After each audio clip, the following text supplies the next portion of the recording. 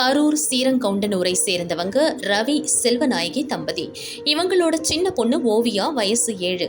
கடந்த வெள்ளிக்கிழமை தன்னோட மாமா கூட ஓவியா பைக்ல போயிருக்காங்க.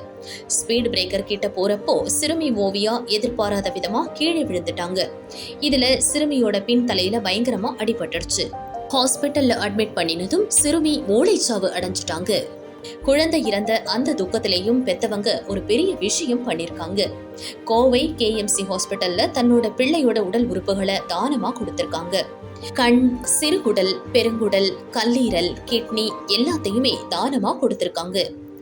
உடல் உறுப்பு தானம் செஞ்ச சிறுமி ஓவியா உடலுக்கு அரசு சார்பில் அரவக்குறிச்சி தாசில்தார் மகேந்திரன் உள்ளிட்ட அரசு ஆபீசர்ஸ் மரியாதை செலுத்தியிருக்காங்க. தான் இறந்தும் பல உயிர்களை வாழ வச்ச சிறுமி ஓவியாவோட பிரிவு அப்பகுதியில் கடும் சோகத்தை ஏற்படுத்தியிருக்கு.